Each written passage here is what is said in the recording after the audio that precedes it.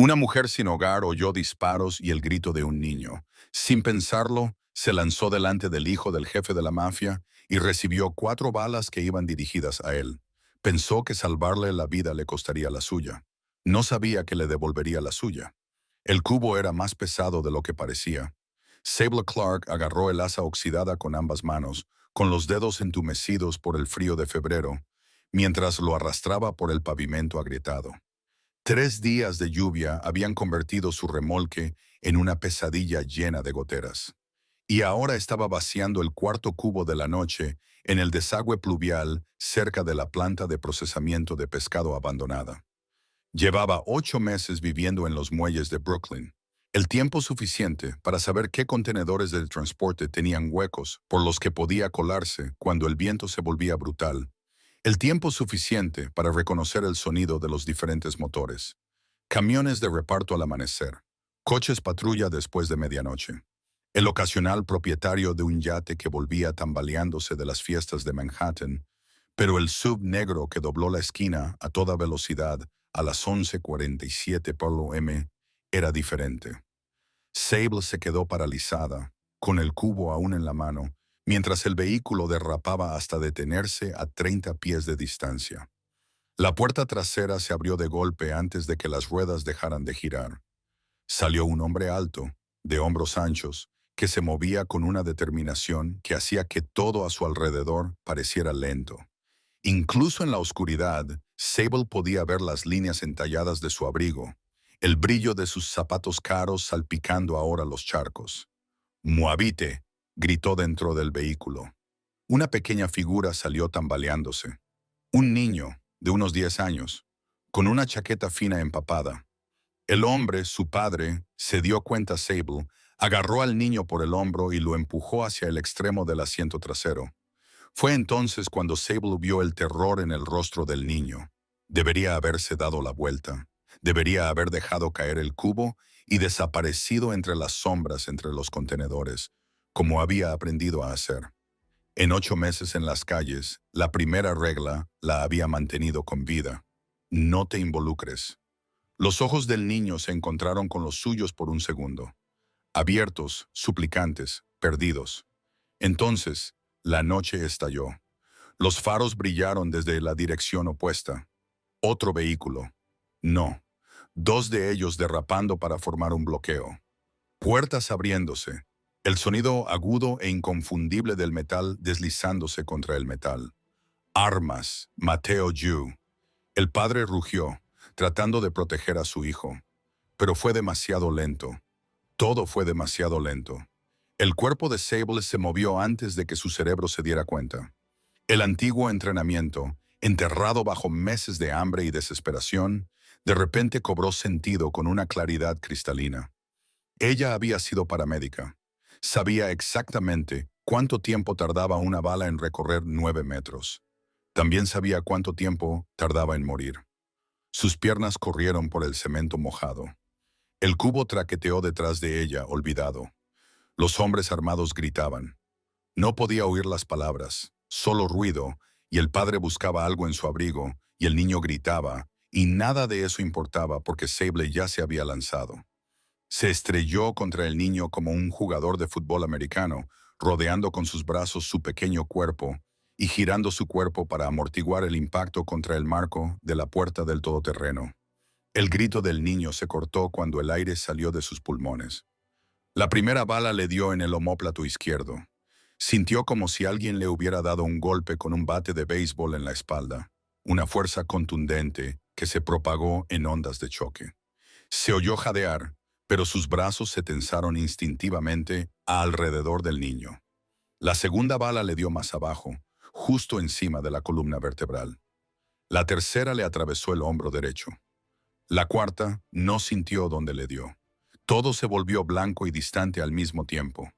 Sable era consciente de que se estaba derrumbando, de que arrastraba al niño con ella, de que le acurrucaba la cabeza contra su pecho, tal y como le habían enseñado a proteger a un bebé durante un accidente de coche. Era consciente de que se oían más disparos, ahora mucho más fuertes, procedentes de diferentes direcciones. Era consciente de la respiración aterrorizada del niño contra su clavícula. Era consciente de que aún respiraba. Mateo, la voz del padre, desesperada y aguda, pasos gritando, manos agarrándola, tratando de alejarla del niño. No se oyó susurrar a Sable. Comprueba primero cómo está él. Comprueba primero cómo está el niño. Entonces alguien le soltó los brazos y el frío pavimento se posó contra su mejilla y el mundo se inclinó hacia un lado, lo que significaba que el shock estaba haciendo efecto. Lo había visto cientos de veces en otras personas. Era curioso lo diferente que se sentía desde dentro. La cara del padre apareció sobre ella, iluminada por los faros del todoterreno. Por un momento, sus miradas se cruzaron y Sable vio algo que no esperaba. Una incomprensión total. La miraba como si fuera un rompecabezas escrito en un idioma que nunca había aprendido. ¿Quién eres?, le preguntó. ¿Quién te ha enviado? Sable intentó responder, pero su boca no le respondía. Los bordes de su visión se oscurecían, borrosos en las esquinas como una fotografía antigua. Lo último que oyó antes de que todo se volviera negro fue la voz del niño, pequeña y entrecortada. Papá, ella me ha salvado, la señora me ha salvado. Y luego, nada. Johnny Falcone había matado a su primer hombre a los 19 años. Había ordenado ejecuciones, orquestado traiciones y construido un imperio sobre los huesos de todos los que habían sido lo suficientemente estúpidos como para desafiarlo. En los 30 años que llevaba al frente de la familia Falcone, había aprendido a no confiar en nadie, a cuestionarlo todo y a no mostrar nunca, jamás, debilidad. Pero en ese momento, mientras arrastraba a una mujer sin hogar inconsciente y a su hijo sollozante por la entrada lateral de un almacén del muelle, Johnny Falcone no tenía ni idea de qué demonios estaba pasando. «¡Cierra todo!», le gritó a Marco, su jefe de seguridad, que ya estaba dando órdenes por teléfono. «Quiero que cubran todos los puntos de acceso. Nadie entra ni sale sin mi permiso». El almacén se había convertido en un refugio seguro hacía 3 años. Paredes reforzadas, suministros médicos, armas suficientes para iniciar una pequeña guerra. Johnny dejó a Mateo en un sofá de cuero y luego se volvió hacia la mujer que se desangraba sobre su costosa alfombra persa, por los agujeros en su espalda, por las balas destinadas a un hijo. «Pon a Castellano al teléfono», espetó Johnny. «Dile que lo necesitamos aquí hace 5 minutos». El doctor Castellano era el cirujano personal de la familia, discreto y caro. Pero incluso mientras Marco marcaba el número, la mente de Johnny daba vueltas a la imposibilidad de lo que acababa de presenciar. El ataque no había sido aleatorio. Los rusos llevaban semanas poniéndolo a prueba. Pequeñas provocaciones, disputas fronterizas, el tipo de provocaciones que indicaban que estaban buscando una oportunidad. Utilizar a Mateo para sacarlo de quicio era exactamente su estilo. Brutal, eficaz. Lo que no formaba parte de ningún plan que él conociera era que una mujer sin hogar se suicidara de un disparo. El jefe Tommy, uno de sus guardias más jóvenes, se acercó a la puerta. «¿Qué hacemos con ella?» «Manténla con vida», dijo Johnny secamente, «y averigua quién es».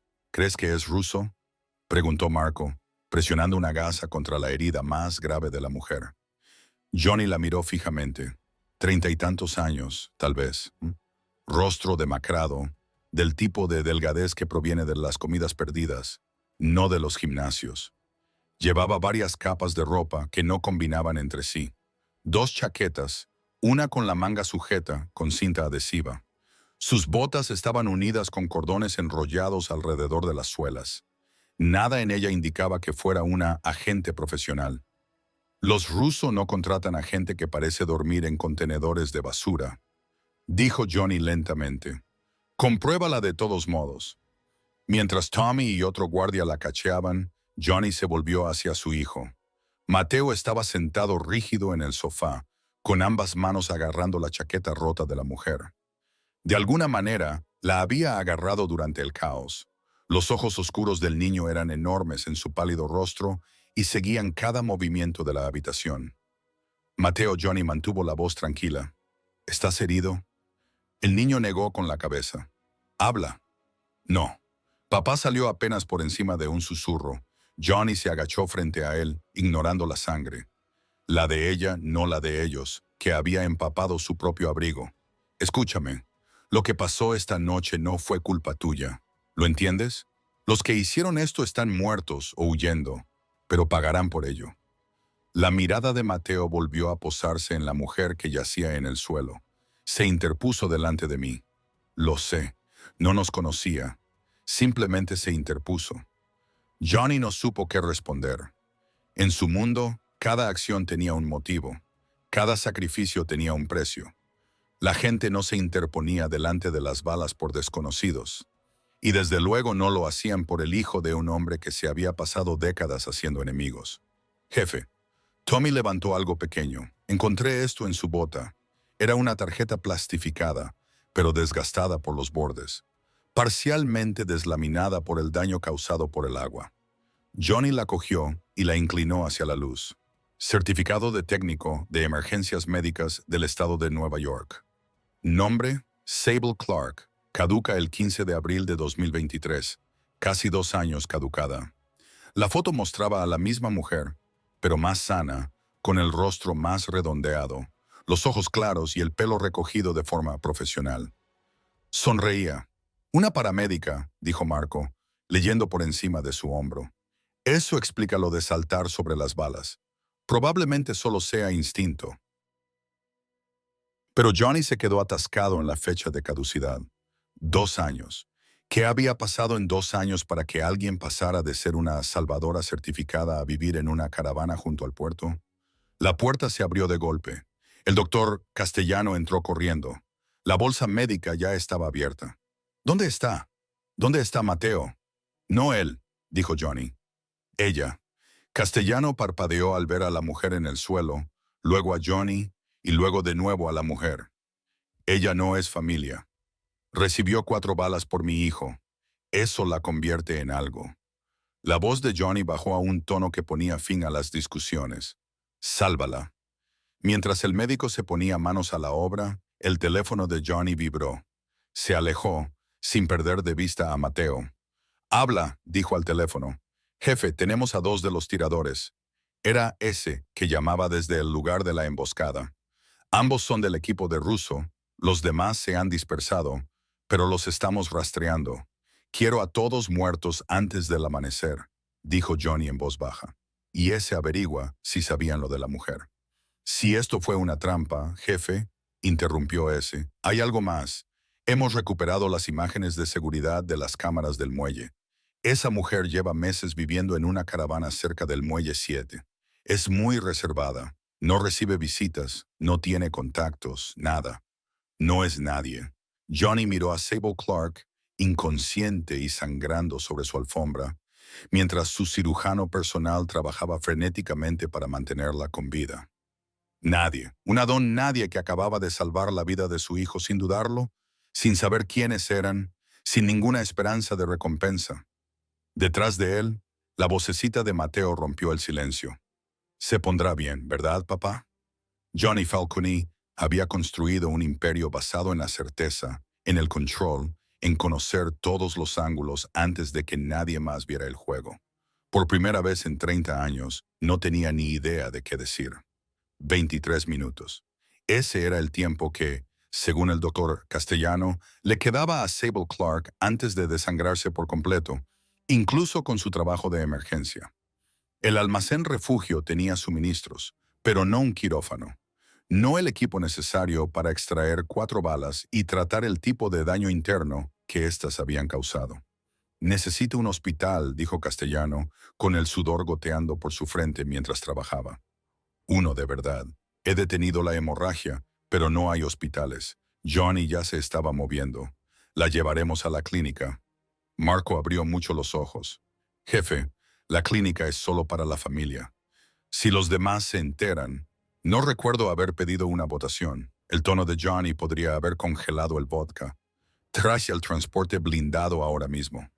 6 minutos más tarde, Sable Clark estaba siendo cargada en una camilla en la parte trasera de un vehículo que por fuera parecía una ambulancia de lujo y por dentro un transporte militar.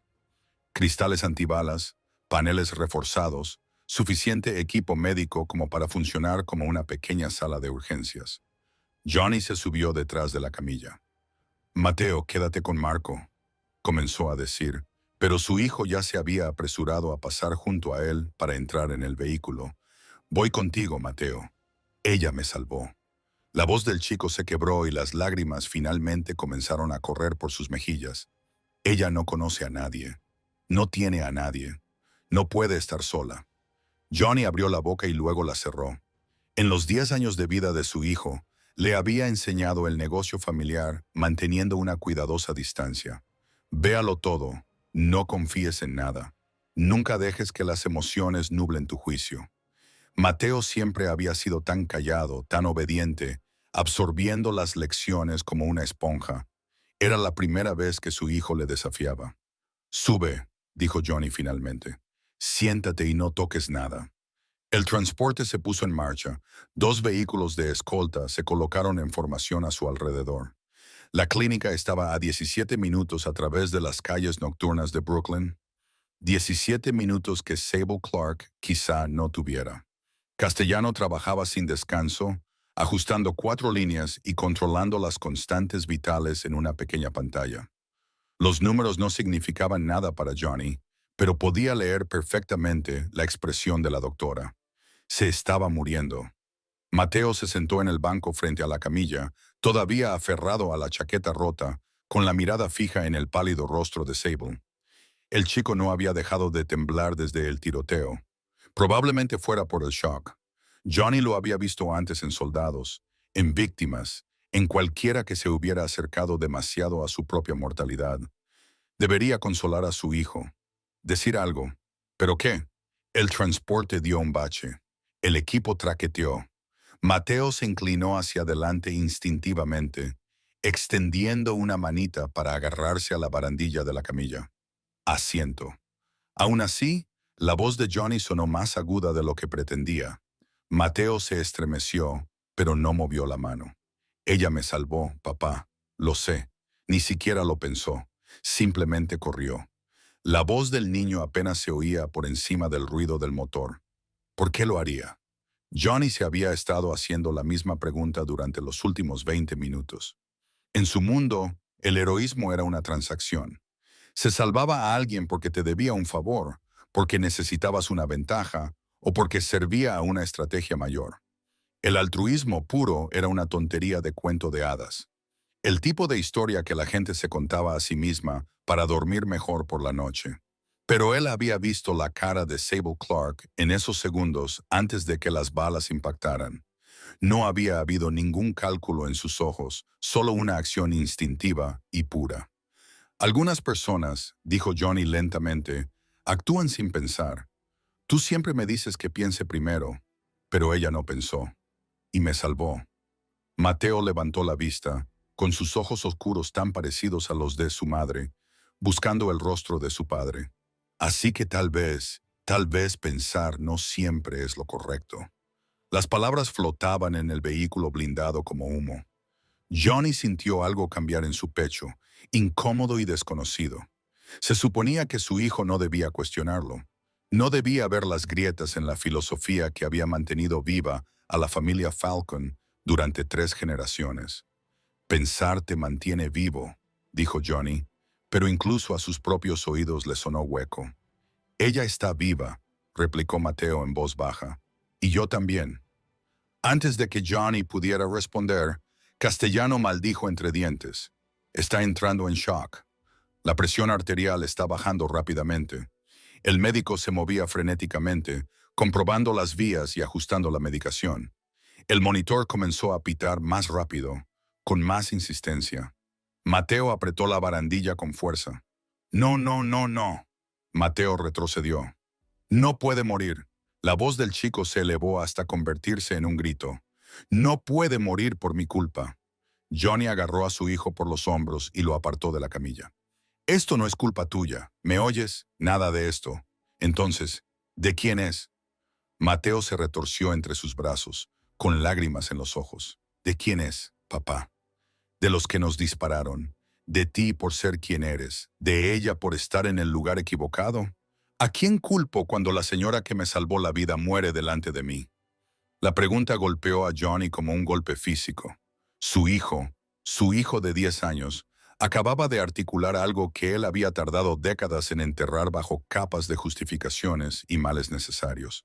En su mundo, todos eran culpables, lo que significaba que todos eran inocentes, lo que significaba que nada importaba excepto el poder. Pero al ver el rostro angustiado de Mateo ante la muerte de Sable Clark en la camilla, Johnny ya no podía creerlo. Se está estabilizando, anunció Castellano de repente. Apenas, pero se está estabilizando. Mateo se desplomó contra su padre, con sollozos agotados sacudiendo su pequeño cuerpo. Johnny lo rodeó con un brazo, manteniendo la otra mano firme en la manija de la puerta. Afuera, las luces de Brooklyn se veían borrosas. Adentro, nadie hablaba. La clínica aún estaba a 9 minutos. La clínica existía en los planos como un lujoso spa y centro de bienestar debajo del Hotel Meridian. El Departamento de Planificación Urbana lo había aprobado hacía 8 años, sin hacer demasiadas preguntas, principalmente porque Johnny se había asegurado de untar las manos adecuadas y de que los inspectores adecuados miraran para otro lado. En realidad, era un centro quirúrgico totalmente equipado con una tecnología que haría llorar de envidia a la mayoría de los administradores de hospitales. El transporte descendió al garaje subterráneo por una entrada privada. En cuestión de segundos, un equipo quirúrgico llevó a Sable Clark en silla de ruedas hacia el quirófano. Castellano corrió a su lado, recitando términos médicos que no significaban nada para Johnny, pero que lo eran todo para los médicos y enfermeras reunidos. Señor, tendrá que esperar dentro. Una enfermera intentó guiarlo hacia la sala de espera. Johnny se limitó a mirarla. Ella dio un paso atrás. Mateo le agarró de la mano mientras seguían a cierta distancia, deteniéndose ante la ventana de observación que daba a la sala de operaciones. A través del cristal, vieron cómo el equipo trasladaba a Sable a la mesa de operaciones, con el cuerpo inerte y sin vida bajo las intensas luces. «Parece muerta», susurró Mateo. «No lo está». Johnny lo dijo con más confianza de la que sentía. Marco apareció a su lado, con el teléfono en la mano. «Jefe, tenemos que hablar. Los rusos, ahora no, jefe, esto es importante. Afirman que no tuvieron nada que ver con el ataque». El propio Beto llamó. Le dije, «Ahora no». La voz de Johnny tenía suficiente fuerza como para hacer que Marco diera un paso atrás. Pero Tommy siguió adelante de todos modos. Más joven, más estúpido y aparentemente suicida. «Jefe, los chicos están haciendo preguntas sobre ella. Creen que podría ser una infiltrada, una trampa preparada desde hace tiempo. Una trampa». Johnny se giró lentamente. «¿Crees que los rusos infiltraron a una mujer sin hogar en los muelles hace 8 meses por si acaso pasaba por allí con mi hijo? ¿Crees que la entrenaron para recibir 4 balazos como parte de un elaborado plan?» La cara de Tommy se tensó. «Solo digo lo que ellos dicen. Entonces son unos idiotas». Johnny miró hacia atrás a través de la ventana. El equipo quirúrgico había cortado la ropa de Sable, revelando un mapa de viejas cicatrices en su torso y brazos. No eran las líneas limpias de las cicatrices quirúrgicas. Estas eran irregulares, violentas, del tipo que provienen de accidentes o algo peor. Una de las enfermeras levantó algo pequeño y llamó a Castellano. El médico lo tomó, lo examinó y luego miró hacia la ventana de observación.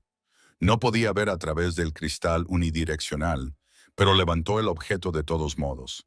Era una tarjeta, la misma certificación de paramédico que habían encontrado en su bota.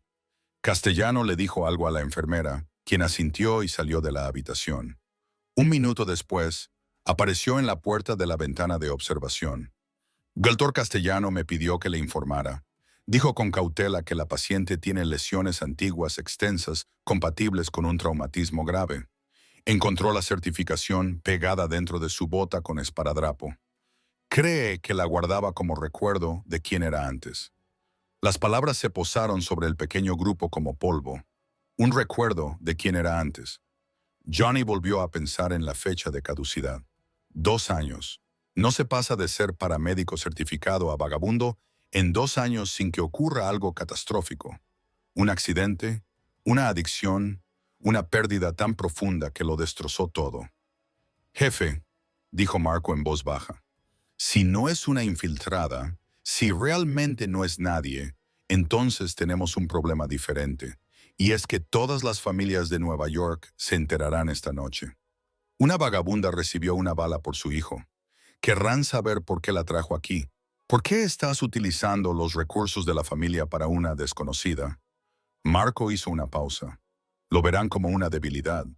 Johnny observaba a través del cristal cómo el equipo quirúrgico trabajaba con precisión sincronizada. Las manos de Castellano se movían con firmeza, extrayendo la primera bala con movimientos cuidadosos. Debilidad. Toda su vida se había basado en lo contrario, en ser más duro, más frío, más despiadado que los demás. Cuando murió su padre, las otras familias esperaban que el imperio se derrumbara. En cambio, Johnny había consolidado su poder en 6 meses, eliminando a sus rivales y absorbiendo sus territorios con eficiencia quirúrgica. Había hecho que el nombre de Falcon volviera a significar algo: miedo. Pero allí de pie, viendo a los médicos luchar por salvar a una mujer que se había interpuesto entre las balas y un niño al que no conocía, Johnny sintió algo que no había experimentado en décadas: vergüenza. Que piensen lo que quieran, dijo finalmente. Ella recibió las balas destinadas a mi hijo. Le debemos una. La palabra "oh" pareció absorber todo el oxígeno del pasillo. Marco y Tommy intercambiaron miradas. En 30 años, ninguno de ellos había oído a Johnny Falcon admitir que le debía algo a alguien. El jefe Marco comenzó con cautela. No le debemos nada a los civiles. Así no es como funciona esto. Johnny se volvió hacia él. Entonces, ¿cómo funciona, Marco? Explícamelo, porque desde mi punto de vista, mi hijo está vivo porque una mujer que no tenía nada decidió que su vida valía más que la de ella. Así que dime, ¿cuál es el protocolo de la familia para eso? Marco abrió la boca y luego la cerró. No había ningún protocolo.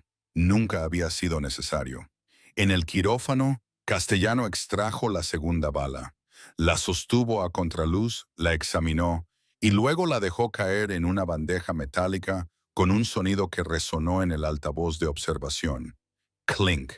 La mano de Mateo se apretó contra la de Johnny. Papá, ¿la señora se enfadará cuando se despierte? ¿Por qué se iba a enfadar? Porque ahora está atrapada con nosotros. La voz del niño era débil, y nosotros damos miedo. Johnny miró a su hijo, esa criatura pequeña y frágil a la que había intentado preparar con tanto ahínco para su brutal mundo, y se dio cuenta de repente de que Mateo entendía algo que él había olvidado.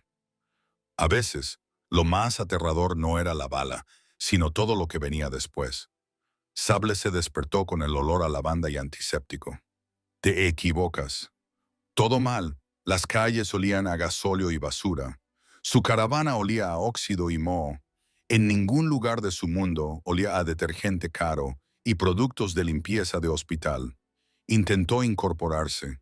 Su cuerpo gritó, en protesta, un dolor agudo y ardiente que irradiaba desde la espalda y los hombros. Jadeó y cayó hacia atrás contra unas almohadas demasiado blandas, demasiado limpias. Tranquila, dijo una voz femenina, profesional y tranquila.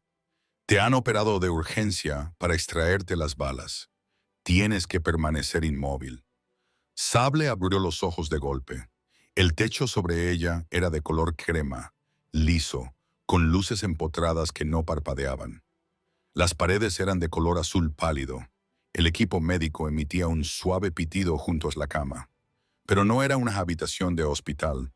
Demasiado bonita, demasiado silenciosa, demasiado peligrosa. Una enfermera estaba junto a la mesita, comprobando algo en un monitor. Llevaba bata, pero parecía cara. Todo parecía caro. ¿Dónde estoy?, preguntó Sable con voz ronca. En una clínica privada. Estás a salvo. A salvo. Esa palabra le oprimía el pecho a Sable. Había aprendido por las malas que a salvo solía ser una mentira que la gente decía justo antes de que las cosas empeoraran. Giró la cabeza, ignorando el dolor, y buscó con la mirada las salidas de la habitación. Una puerta, sin ventanas, una cámara en la esquina, una luz roja parpadeando. Entonces vio al chico. Estaba dormido en un sillón de cuero junto a su cama, con la cabeza inclinada en un ángulo incómodo y el pelo oscuro cayéndole sobre la frente. El mismo chico del muelle, el de los ojos aterrorizados, el que ella había protegido con su cuerpo. Los recuerdos volvieron en fragmentos. El chirrido de los neumáticos, los disparos, la sensación de las balas atravesándole la espalda. Recordó cómo se había lanzado. Recordó el pequeño cuerpo del chico debajo del suyo. Recordó haber pensado una y otra vez, como una plegaria, que solo era un niño. Recordó el rostro del hombre. El padre. Tengo que irme. Sable intentó incorporarse de nuevo. Y esta vez no se detuvo a pesar del dolor. Tengo que hacerlo, señora. No puede. La enfermera intentó alcanzarla. No me toque. La formación de paramédico de Sable se impuso y superó el dolor.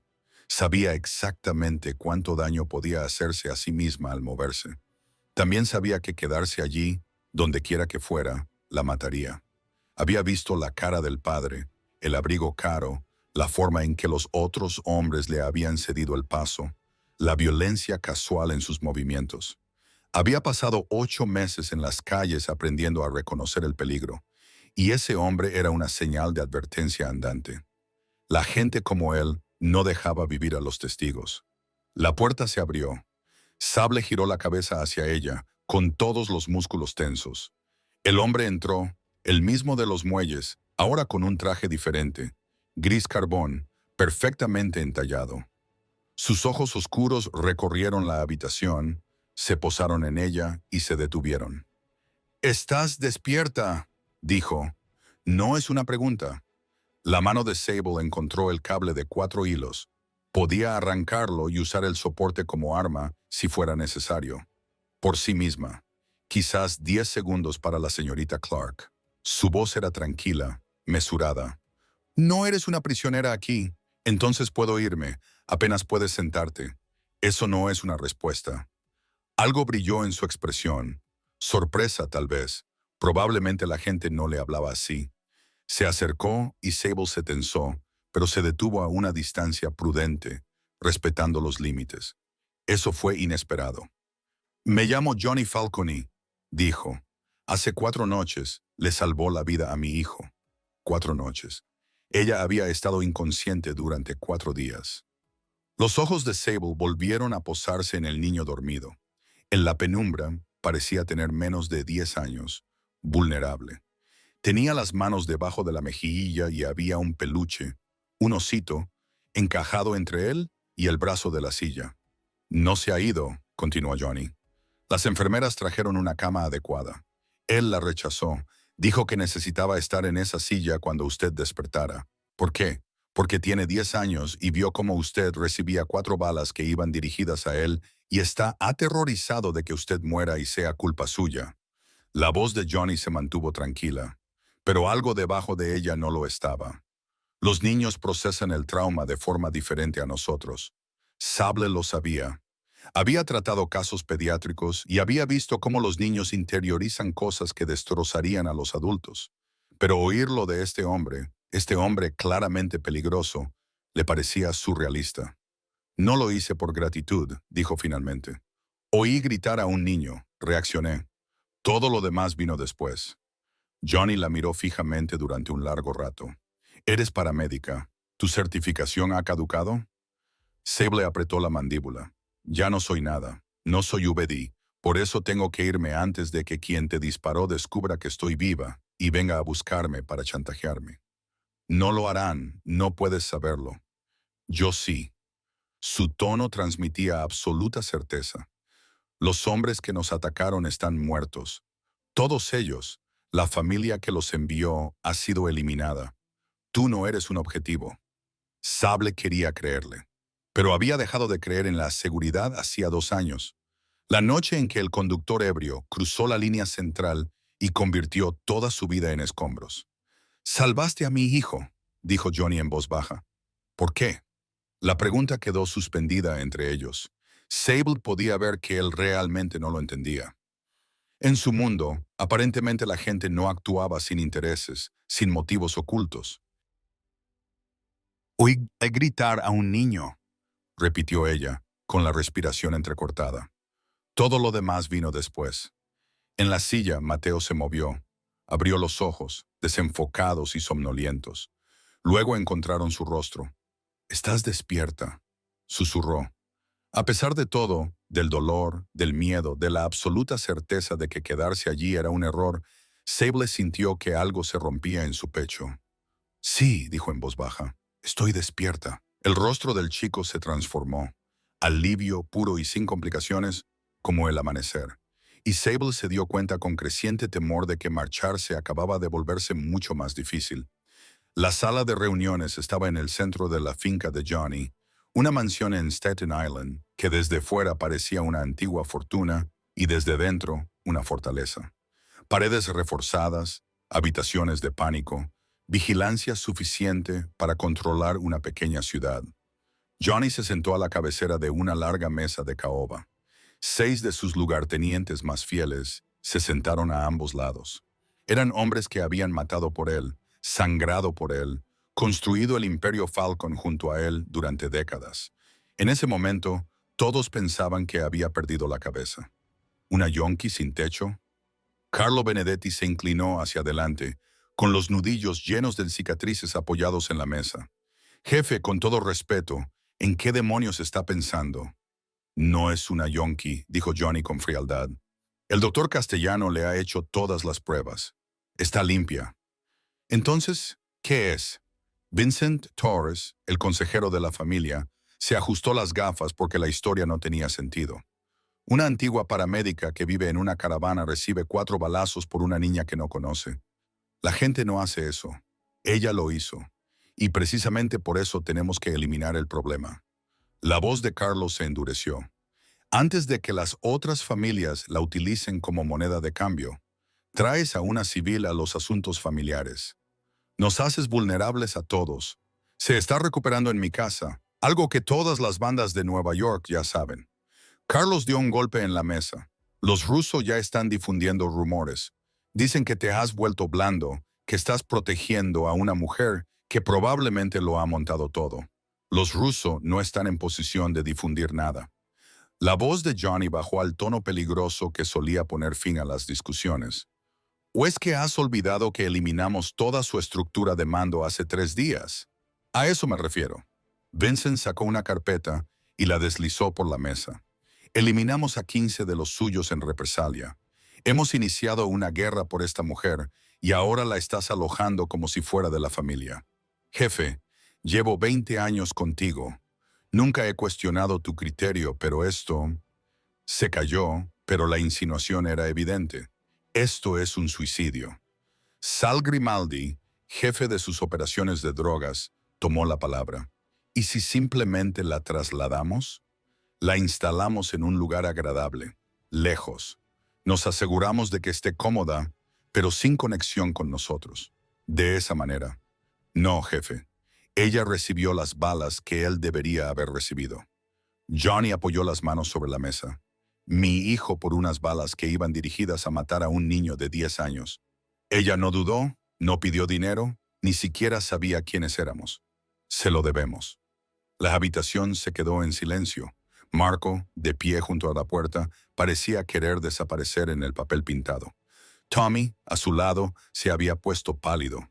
Vincent se quitó las gafas y las limpió con cuidado. «Jefe, acaba de decir que le debemos algo. Ya me has oído.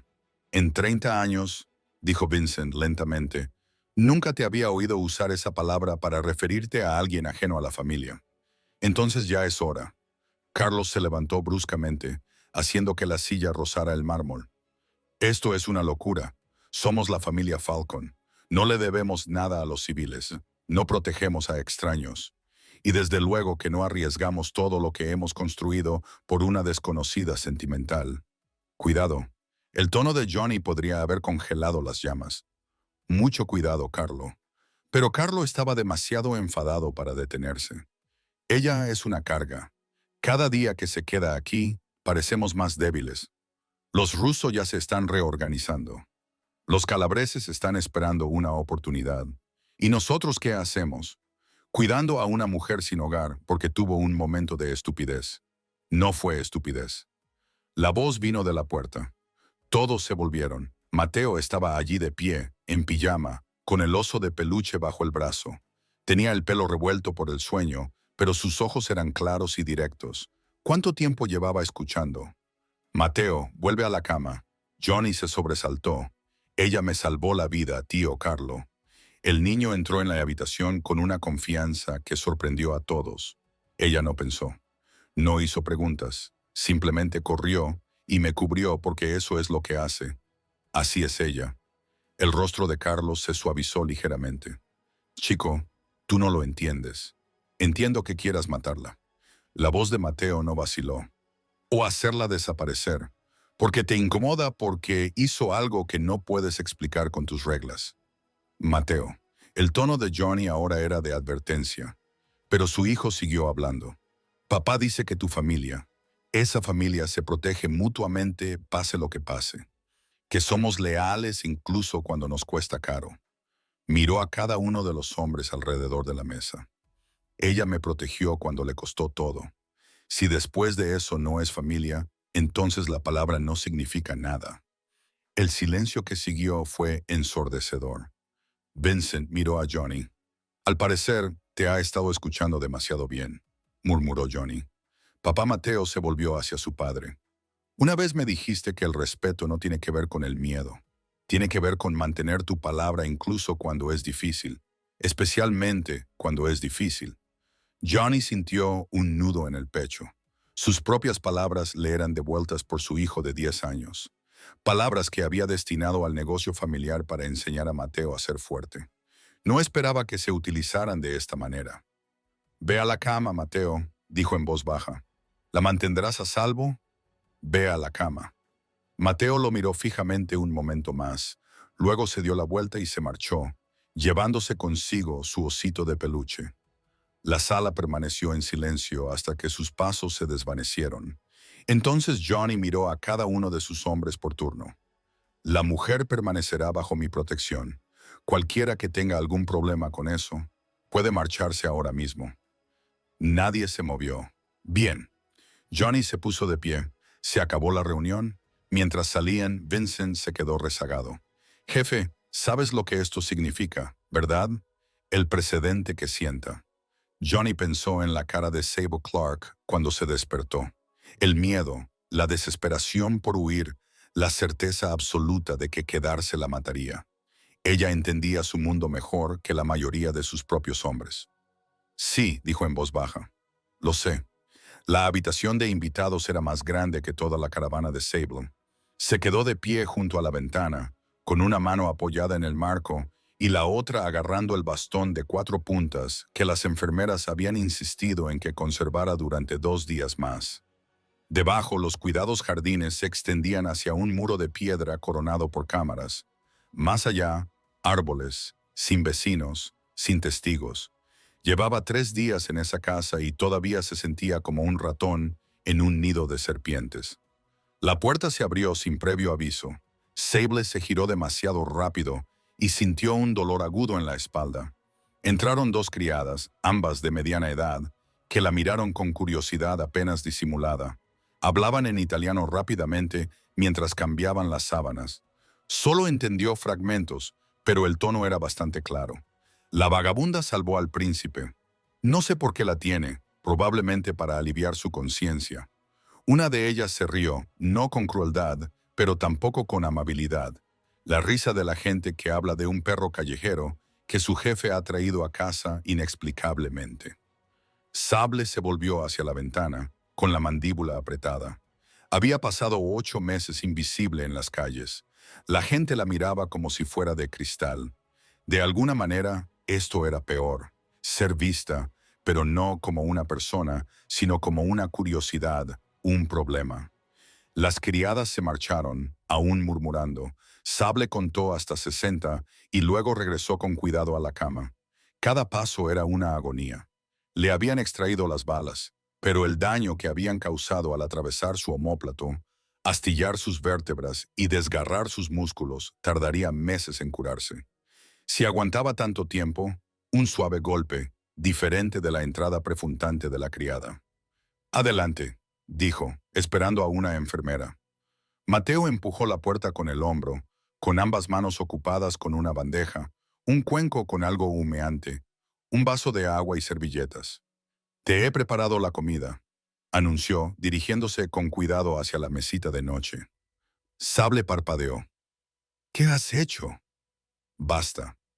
Bueno, lo intenté, dijo mientras dejaba la bandeja, revelando un plato de espaguetis que parecía haber peleado con la olla y haber perdido.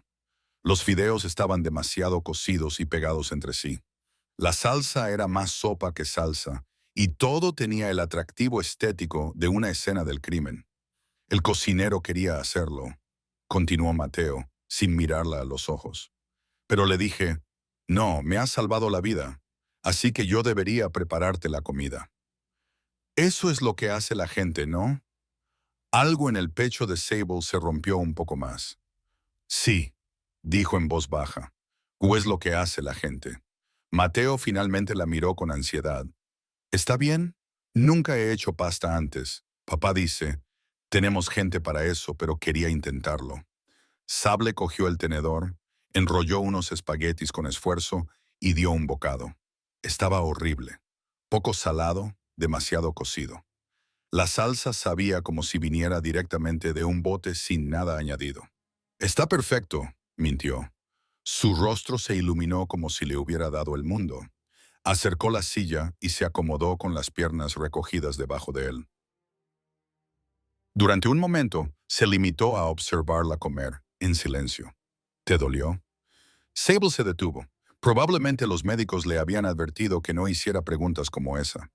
Pero ella había trabajado en pediatría el tiempo suficiente como para saber que lo que los niños no preguntaban en voz alta, se lo preguntaban a sí mismos una y otra vez en la oscuridad. Sí, respondió con sinceridad. Me dolió mucho. Lo siento. No lo sientas. Yo decidí correr. ¿Tenías miedo? Su voz era ahora más débil. Sable dejó el tenedor y lo miró a los ojos, aterrorizada. Pero lo hiciste de todos modos. Ser valiente no significa no tener miedo. Significa tener miedo y hacerlo de todos modos. Mateo asimiló esta reflexión. Papá dice que el miedo es debilidad. Tu papá nunca ha sido paramédico. Sable sonrió levemente. El miedo es información. Te dice cuándo algo importa. ¿Eso significa que tenías miedo porque yo importaba? La pregunta, tan sincera y directa, la impactó más de lo que esperaba. Eres un niño. Los niños siempre importan. Incluso si no los conoces, especialmente entonces. Mateo se recostó, pensando. Entonces las criadas te llaman la vagabunda. Las oí. Así que él también las había oído. Sable sintió una oleada de ira en su nombre. Solo era un niño. No debería tener que oír a la gente hablar así de los demás en su propia casa. No pasa nada, dijo ella. Me han llamado cosas peores. Sí pasa. Apretó la mandíbula de una forma que le recordó incómodamente a su padre. No eres una vagabunda. Eres... Se quedó callado buscando las palabras. ¿Qué soy? Preguntó Sable con delicadeza. No lo sé, respondió él frustrado. La gente de papá da miedo. Hablan de respeto y lealtad, pero no creo que sepan lo que significan esas palabras. No de verdad. Y tú sí. Sé que eres la única persona que me ha protegido sin que le pagaran por ello. Sus ojos eran demasiado viejos para su rostro. Todos los demás, los guardias, los conductores, incluso papá, lo hacen porque es su trabajo, o porque soy su hijo. Pero tú no lo sabías. No te importaba nada de eso. Sable no supo qué responder, porque él tenía razón. En ese instante en el muelle, ella no había visto al hijo de un jefe de la mafia. Había visto a un niño aterrorizado. Tu padre está tratando de mantenerme a salvo, dijo ella finalmente. Papá está tratando de pagar una deuda. La voz de Mateo no contenía ningún juicio, solo una observación. Eso es diferente, ¿no? Creo que sí, dijo él, levantándose y alisándose la camisa. Pero tal vez, si te quedas el tiempo suficiente, No lo será. Se marchó antes de que ella pudiera responder, cerrando la puerta con cuidado y en silencio. Sable miró la horrible pasta, ahora fría. Entonces, a pesar de todo, del dolor, del miedo, de la absoluta certeza de que quedarse allí era un error, cogió el tenedor y se lo comió todo. El ataque se produjo a las 2:47 de la madrugada de un martes. Sable se despertó con el sonido de disparos, lejanos, pero inconfundibles. Después de 8 meses en las calles había aprendido a reconocer el peligro solo por el sonido. No eran fuegos artificiales ni petardeos de coches. Eran armas automáticas lo suficientemente cerca como para ser peligrosas. Rodó fuera de la cama, ignorando el dolor agudo en la espalda, y se tiró al suelo. Su formación como paramédica entró en acción. Evaluar, priorizar, sobrevivir. La ventana estaba demasiado expuesta. La puerta, una amenaza desconocida bajo la cama. Un refugio temporal, en el mejor de los casos. Se oyeron pasos en el pasillo, gritos en italiano. La puerta se abrió de golpe. Sable se tensó, lista para luchar con lo que le quedaba. Señorita Clark, era Marco, con el arma desenfundada, pero apuntando al techo. Quédese agachada, la llevaremos a la habitación segura. ¿Qué está pasando? Hay enemigos en el perímetro. Ahora muévase. Dos guardias más flanquearon la puerta mientras Marco la levantaba. Ella tropezó. Sus piernas apenas funcionaban después de días de reposo en cama. Y uno de los guardias la agarró por el otro brazo. La llevaron a medias arrastrándola por el pasillo. La mansión era un caos. El personal corría de forma coordinada. Los guardias tomaban posiciones en las ventanas y las escaleras. Alguien gritó órdenes en italiano. Se rompió un cristal en algún lugar abajo. Bajaron por una escalera oculta detrás de una estantería hasta una sala de hormigón armado debajo de la bodega. Unas filas de monitores mostraban todos los ángulos de la finca.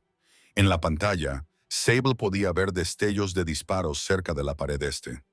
Johnny ya estaba allí. Con el teléfono pegado a la oreja, tenía la otra mano sobre el hombro de Mateo. El chico parecía aterrorizado, pero se esforzaba por ocultarlo. ¿Cuántos?, preguntó Johnny por teléfono. 4 confirmados, posiblemente más. Rompan el perímetro este. Neutralícenlos ahora. Colgó. Entonces se fijó en Sable. «¿Estás herida?» «Estoy bien». No lo estaba. La sangre había empapado sus vendajes por el movimiento brusco, pero eso parecía irrelevante dadas las circunstancias. En los monitores, los guardias se enfrentaban a los atacantes. Sable observaba aturdida cómo morían hombres en tiempo real en las pantallas de alta definición. Esto era lo que ocurría en el mundo de Johnny. Violencia, repentina y brutal. La voz de papá Mateo era débil. «¿Por qué están disparando?» «Ahora no, Mateo. Pero te he dicho que ahora no». El niño se estremeció. La expresión de Johnny se suavizó inmediatamente, pero el daño ya estaba hecho. Ese irrumpió en la sala de seguridad, con la tableta en la mano. «Jefe, tenemos a uno vivo. Está hablando. Y la banda de Calabria los enviaron a capturarla». Cell señaló con la barbilla a Sable. Las órdenes eran capturarla viva y usarla como moneda de cambio. Pensaron que, una vez que las otras familias vieran que la protegerías, se convertiría en algo valioso. Las palabras cayeron como piedras en el agua, creando ondas que se extendían hacia afuera. Sable sintió que la habitación se inclinaba. «¿Qué soy?» «Tu moneda de cambio». La voz de Johnny era monótona. «No pueden llegar a mí directamente, así que van a por cualquiera a quien yo haya mostrado interés en proteger». «Es lo habitual. Yo no». La respiración de Sable se aceleró. «Yo no quería esto. Yo no pedí nada de esto». «Lo sé. Entonces déjame ir». Su voz se quebró. «Desapareceré. Soy buena en eso. Llevo 2 años haciéndolo. Solo déjame marchar y no tendrán motivos para hacerlo. Ya conocen tu rostro». Johnny se volvió hacia ella. «¿Tu nombre? ¿Dónde trabajabas? ¿Dónde naciste? Toda tu historia. En el momento en que te traje aquí, te hiciste visible. Huir no cambiará eso». Sable se desplomó contra la pared, con las piernas temblorosas. El frío hormigón presionaba su espalda. La cruda realidad atravesó su conmoción. Había pasado 8 meses haciéndose invisible. 8 meses fuera del radar, evitando las cámaras, convirtiéndose en un fantasma en su propia ciudad. Todo ello se desvaneció en un momento instintivo en los muelles. Solo quería ayudar, susurró. Era un niño. Estaba asustado. Solo... Su voz se quebró. 2 años de control cuidadosamente mantenido se hicieron añicos como cristal. El conductor ebrio que había matado a su compañero y destruido su carrera. La investigación que la culpó por estar emocionalmente comprometida. La espiral hacia la indigencia cuando nadie quería contratar a una paramédica que se había paralizado en un momento crítico. 8 meses de hambre y frío, desapareciendo poco a poco. Y ahora esto, perseguida por haber hecho lo único bueno que le quedaba por hacer.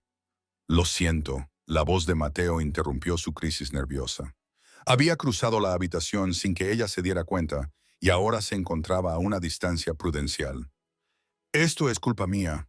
No, lo es. Las lágrimas le corrían por la cara.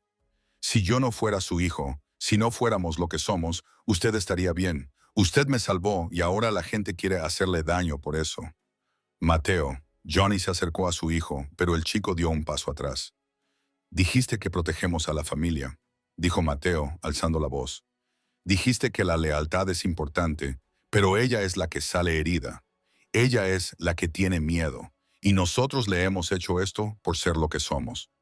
La sala de seguridad quedó en silencio, salvo por los lejanos sonidos de los disparos que iban cesando. Johnny se arrodilló frente a su hijo y le puso las manos sobre los hombros.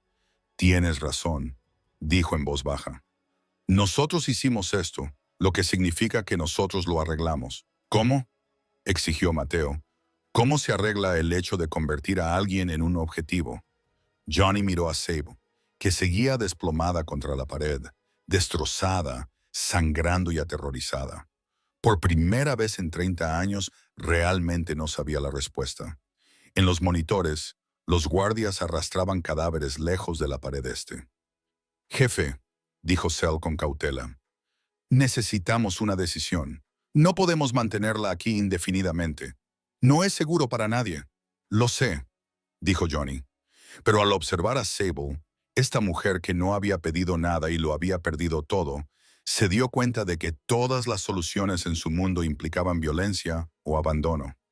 Y ninguna de las dos cosas le parecía ya correcta. A la mañana siguiente del ataque, Johnny encontró a Sable en el jardín. Estaba sentada en un banco de piedra, con la espalda rígida a pesar del evidente dolor, mirando fijamente a la nada. Las vendas visibles por encima del cuello de la camisa prestada estaban manchadas de sangre fresca. No había dormido. Se notaba por las ojeras que tenía debajo de los ojos. Deberías descansar, le dijo. Debería irme. Su voz sonaba hueca. Pero tus guardias no me dejan pasar la puerta principal para protegerte. No. Ella se volvió para mirarlo, y el vacío de sus ojos era peor que la ira. Para ti, ahora soy un lastre. Mantenerme recluida es controlar los daños. Johnny se sentó en el banco, manteniendo una distancia prudente. No estás del todo equivocada, al menos eres sincera. Se quedaron sentados en silencio. Los pájaros cantaban en los árboles. El jardín olía a rosas y a hierba recién cortada. Podría haber sido un lugar tranquilo si no fuera por los guardias apostados en cada esquina. Recordatorios visibles de que aquello era una fortaleza, no un hogar. He estado pensando, dijo Johnny finalmente sobre las soluciones. Déjame adivinar. Nueva identidad, reubicación, un cheque para mantenerte callada, protección completa, salario, un apartamento privado en Manhattan, edificio seguro, todo lo que necesites. Lo había ensayado. Serías empleada oficialmente por uno de mis negocios legítimos, consultoría inmobiliaria. Papeleo, nóminas, todo completamente legal. Las otras familias te verían como un activo valioso bajo mi protección, no solo como una baza. Sable se volvió hacia él. ¿Quieres darme un trabajo? ¿Quieres mantenerme con vida, haciéndome parte de tu mundo? Es la única forma de saberlo, dijo con dureza. Johnny parpadeó. No lo entiendes. Lo entiendo perfectamente, dijo Sable, poniéndose de pie con una mueca de dolor, pero obligándose a mantenerse erguida. Quieres resolver tu problema convirtiéndome en uno de los tuyos. Dame dinero, dame protección, dame un lugar en tu imperio. Entonces todo tiene sentido en tu mundo, ¿no? El jefe de la mafia que cuida de su gente. Honor, lealtad, todas esas palabras. ¿Es eso tan irrazonable? Sí. Su voz se elevó por primera vez desde que él la conoció. Porque yo no soy un soldado, señor Falconi. No soy su enemiga. No soy una pieza de ajedrez ni una inversión empresarial. No soy nada de lo que usted tiene categorizado. Entonces, ¿qué es usted? Soy una persona que tomó una decisión. Las lágrimas corrían ahora por su rostro. Una decisión en un momento porque oí gritar a un niño. Eso es todo. Eso es todo lo que soy. Y usted quiere convertir eso en un empleo, en una obligación, en otra transacción, en su mundo transaccional. Johnny sintió que algo cambiaba en su interior. Por fin lo entendía. Quieres recuperar tu vida. Quiero la vida que tenía antes de las balas. Se le quebró la voz.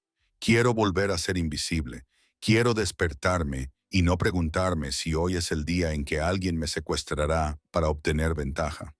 No quiero importarle a nadie poderoso o peligroso. Quiero ser nadie. No puedes. Sonó más suave de lo que él pretendía. Lo siento, pero esa vida terminó en el momento en que salvaste a Mateo. Las otras familias conocen tu rostro. Huir no cambiará eso. Esconderse no cambiará eso. Entonces estoy muerta de todos modos. Ella se rió con amargura. Solo más lentamente. No si aceptas protección. Protección que viene con condiciones, con expectativas. Con formar parte de algo que nunca quise, ella negó con la cabeza. Yo era paramédica porque quería ayudar a la gente. Luego lo perdí todo y me quedé sin hogar porque no pude salvar a mi compañero cuando importaba. 8 meses, señor Falconi. 8 meses sin ser nada, sin tener nada, sin importarle a nadie, y fue horrible, pero era mío. La cruda honestidad de su voz golpeó más fuerte que cualquier argumento. No pedí que me salvaran, continuó. No pedí despertarme en su mansión, ni tener sus médicos, ni comer su comida, ni convertirme en alguien importante para su hijo.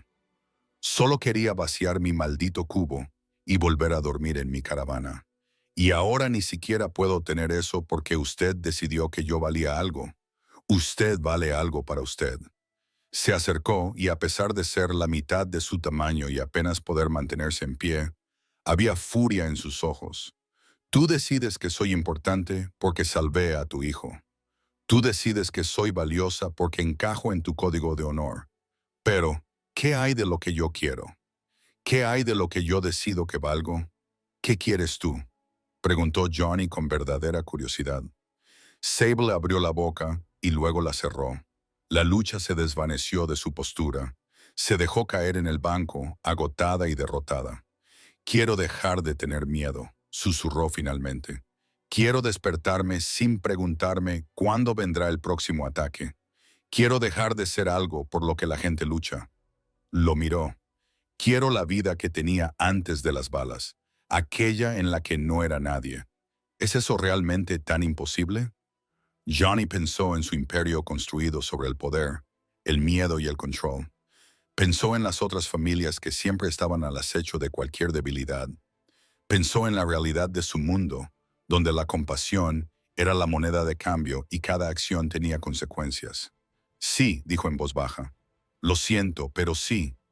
Sable asintió lentamente, como si esperara esa respuesta. Entonces supongo que los dos estamos atrapados. En la mansión, a través de la ventana abierta, Johnny podía oír la voz de Mateo preguntándole algo a una criada. Su hijo, la razón por la que todo esto importaba. Por si sirve de algo, dijo Johnny, te merecías algo mejor que esto. Sí, asintió Sable. Me lo merecía. Johnny no debía estar en la escuela. La nueva academia privada de Mateo en Westchester estaba a 40 minutos de la ciudad, lo suficientemente lejos del territorio de Falconi como para estar a salvo, lo suficientemente exclusiva como para que los otros padres no hicieran preguntas sobre los detalles de seguridad. El niño había sido matriculado con un apellido diferente y con guardias disfrazados de conductores y niñeras. Pero Johnny había conducido él mismo ese día, necesitado de ver a su hijo en un mundo que no estuviera empapado de sangre y obligaciones. Observó a través de la verja de hierro cómo Mateo se sentaba solo en el jardín durante el recreo. Otros niños jugaban al fútbol cerca, y sus risas se llevaban la brisa primaveral. Su hijo tenía un libro abierto en el regazo, pero no estaba leyendo, solo mirando al vacío. Johnny reconoció esa mirada. La había visto en los espejos durante 30 años. Esperó a que la profesora entrara y luego se acercó a la verja. Mateo. El niño levantó la cabeza de golpe. Papá, no deberías. Lo sé. Johnny señaló la puerta. Ven aquí un momento. Mateo miró hacia el edificio de la escuela y luego se dirigió rápidamente hacia la puerta. Se quedaron a ambos lados de los barrotes de hierro, como en una visita a la cárcel. Johnny pensó con pesimismo. ¿Estás bien?, preguntó Mateo inmediatamente. ¿Y Sable? Ella está bien. Todos están bien. La mentira le salió con facilidad. Nada estaba bien. Los calabreses se habían reagrupado. 2 familias más estaban al acecho y Sable Clark seguía siendo un objetivo que no podían neutralizar sin destruir lo único que la hacía digna de ser salvada. Entonces, ¿por qué estás aquí? Johnny se agachó para ponerse a la altura de los ojos de su hijo. Vine a decirte algo importante. Algo que debería haberte explicado antes. Mateo esperó, con sus ojos oscuros llenos de complicidad. Vamos a mudarnos otra vez, dijo Johnny después de este semestre, a algún lugar más lejos, tal vez fuera del estado. Por mi culpa, por la vida que elegí, Johnny mantuvo la voz firme. La gente no mata a los niños porque los odia, Mateo. Los mata para hacer daño a sus padres, para destrozar a hombres como yo. Por eso nunca puedes tener amigos que sepan tu verdadero nombre. Por eso nunca puedes decirle a nadie quién soy. Por eso tienes que seguir mudándote. Su hijo de 10 años acababa de expresar algo que a él le había costado 30 años comprender. A veces, las personas a las que proteges necesitan protección de ti. Lo siento, dijo Johnny. Siento que tengas que aprender estas cosas. Siento lo de Sable. Siento todo, papá. Mateo se secó los ojos. Si pudieras volver atrás, antes de convertirte en lo que eres, ¿lo harías?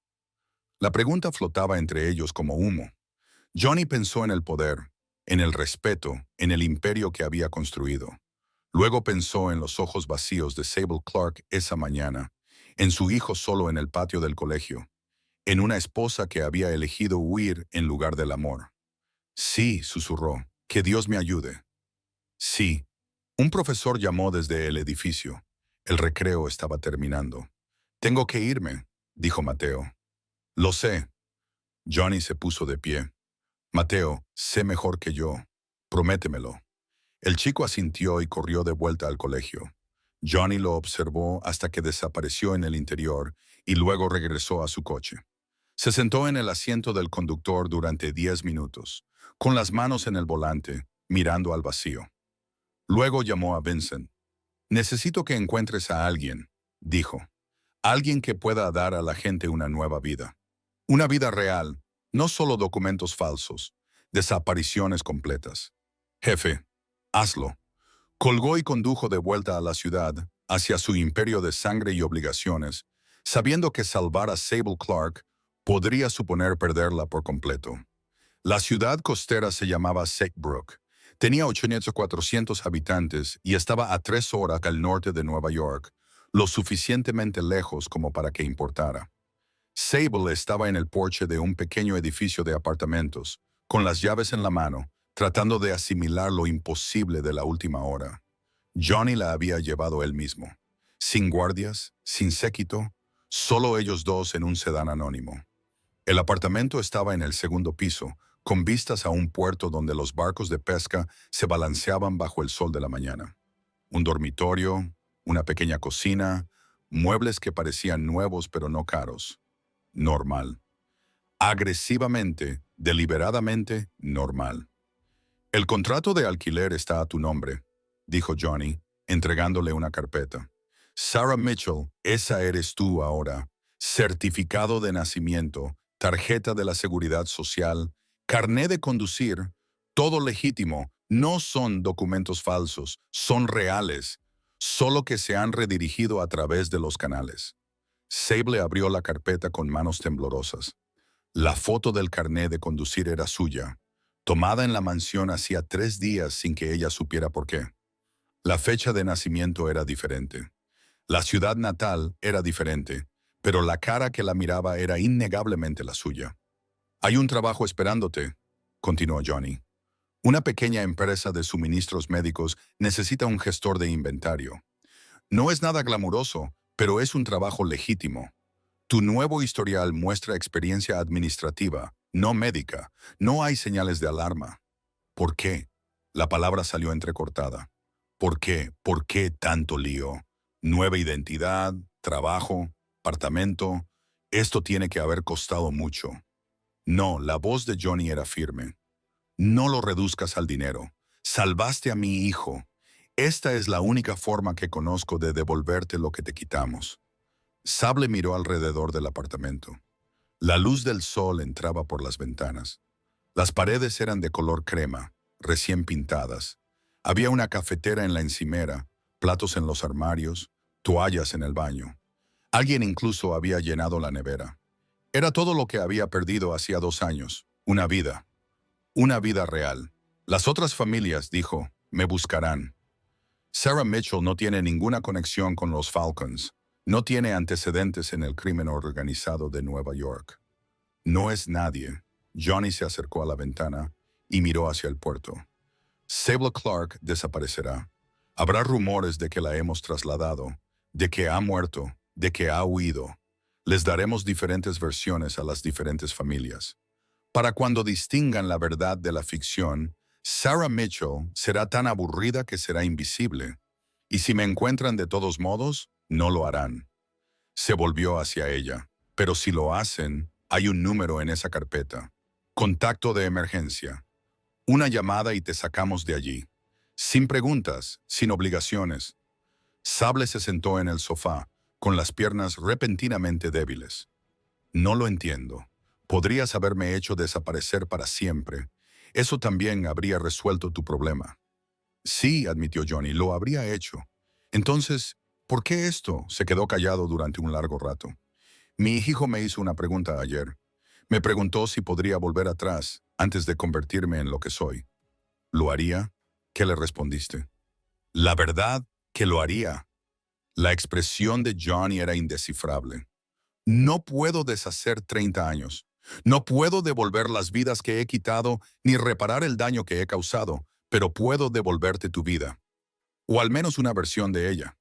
A Sable se le llenaron los ojos de lágrimas. Sin pedir favores. Sin pedir favores. Sin deudas. Sin deudas. Sacó un sobre de su chaqueta y lo dejó sobre la mesa de café. 6 meses, alquiler pagado, facturas médicas saldadas. Suficiente en una cuenta bancaria a su nuevo nombre para empezar. Después de eso, estará por su cuenta. Sarah Mitchell no tiene ninguna relación con Johnny Falcone. Y Johnny Falcone no tiene ningún derecho sobre Sarah Mitchell. Era exactamente lo que ella quería. Libertad, invisibilidad, la oportunidad de volver a ser nadie. Entonces, ¿por qué sentía que había perdido algo? Se oyeron pasos en la escalera exterior. Sable se tensó, pero Johnny levantó una mano. No pasa nada. La puerta se abrió de golpe. Mateo entró corriendo, sin aliento, todavía con el uniforme del colegio puesto. Detrás de él, Marco esperaba en la puerta, con aire arrepentido. Insistió. Marco le dijo a Johnny, tenía que verte antes de que te fueras. Mateo se acercó a Sable y sacó algo de su mochila. Te he hecho esto. Era un dibujo cuidadosamente coloreado con rotuladores. 2 figuras, una mujer y un niño, rodeadas de estrellas garabateadas en la parte inferior con una letra cuidada. Gracias por ser valiente. Matt, la voz de Sable se quebró. Papá dice, te vas a un lugar seguro donde podrás tener una vida normal. El niño tenía los ojos enrojecidos. Eso está bien. Te mereces una vida normal.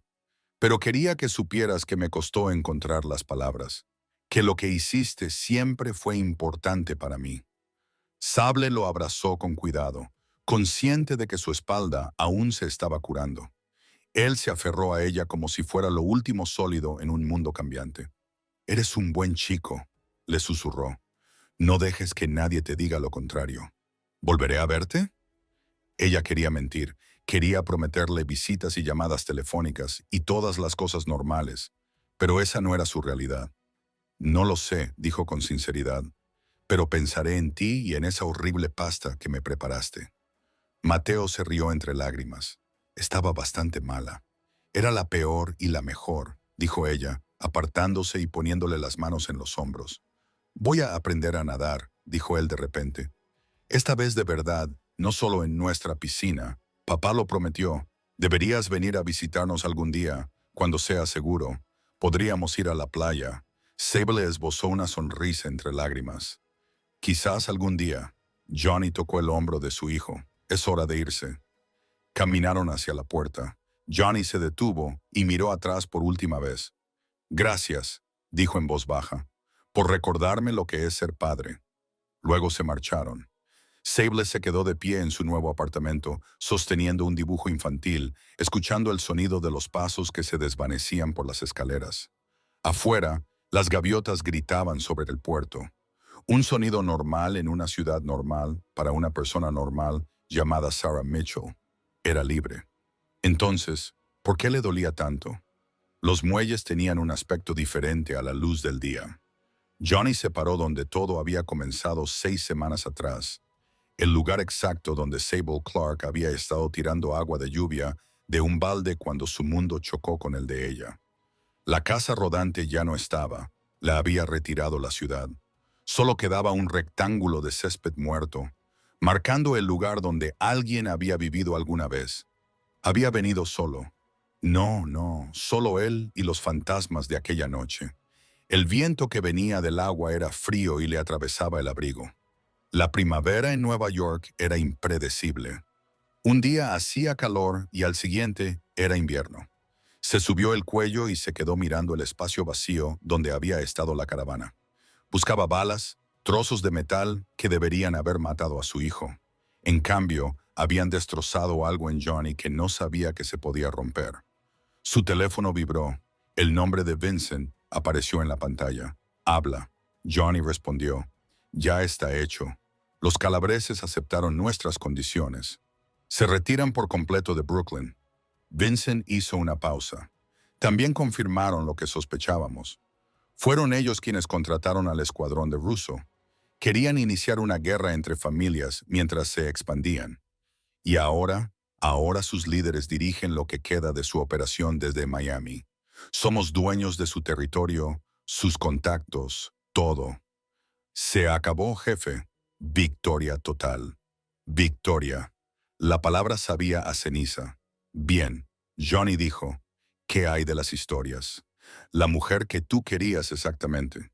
Las diferentes familias tienen información diferente. Los rusos creen que murió en el ataque.